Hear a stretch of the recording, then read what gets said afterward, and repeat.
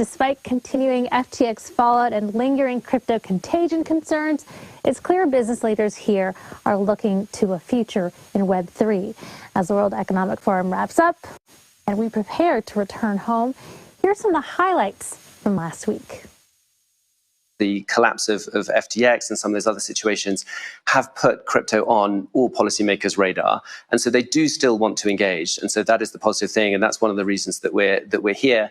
But they are focused, of course, on issues that could relate to market stability, kind of market integrity, investor protection, because we do know that unfortunately in some of those instances there were people who did lose money. So rightly, there's a focus on making sure that we get those basic guardrails in place. It's almost like John Merriweather and Bernie Madoff got together and had a biological baby that was Sam Bankman-Fried, because he was fraudulent and he was over-levered. And so we're going to live with the aftermath of that, but I'm not going to sit here with any millstone of regret on my neck. I don't kick myself in the pants that I made a decision to be in business with Sam.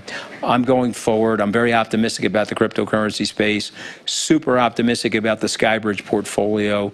And we have some new products that we're going to be launching shortly. You know, Bank of America also says digital currencies, such as central bank digital currencies and stablecoins, are the natural evolution of money and payments. What are your thoughts on that? Spot on. I believe that absolutely. Normal fiat currencies is a great method of payment. It's a store of value. It gets stuff done. But the ability to have programmable money, interacting with smart contracts, pulling out friction, and really helping large-scale enterprise elevate their business models to transparency, real-time payments, real-time rev splits with smart contracts is absolutely a step in the right direction.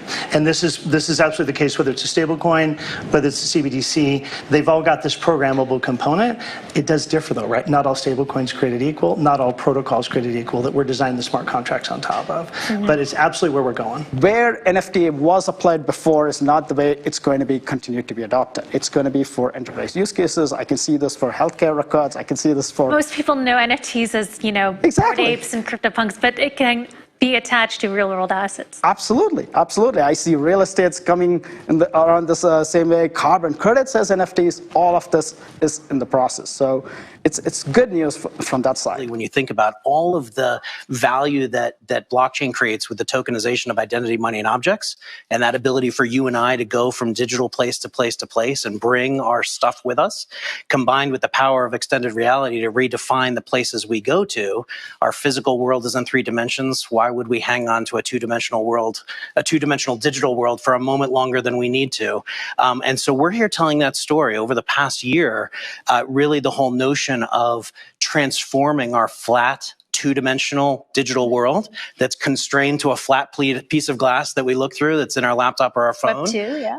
And breaking that open to basically say that, look, I can, through the use of these metaverse capabilities that range from augmented reality to virtual reality to the tokenization of identity, money, and objects, I could now be anywhere with anyone in any place, and I can do it all right here, right now. We are actually going to be working with Lockheed Martin and launching IPFS specifically on a tech demo mission for the LM-400 spacecraft this year, which is super exciting. So this mission is really going to demonstrate how you can use IPFS to actually speed up communications in space. Some of the lessons, consistently walking through the front door with regulators, seek to be held to a high standard, always try and work with the best kind of fiduciary kind of status supervision, full transparency, and really that culture of trust and transparency, and that plays itself out, pays dividends, and it matters. Even if you're pivoting all the way as you go, right? You have to be able to pivot. As I like to say, and actually it's a good backdrop here in Davos, is it's climbing a mountain, right? And building something like this is climbing a mountain. You can see the mountaintop right over there. It's a beautiful mountaintop. But you don't know how you're going to get to the top of the mountain. And in fact, you're going to go up one part and you're going to be like, there's a cliff. I don't want to fall off. I got to pivot and go back down, and then I got to go back up.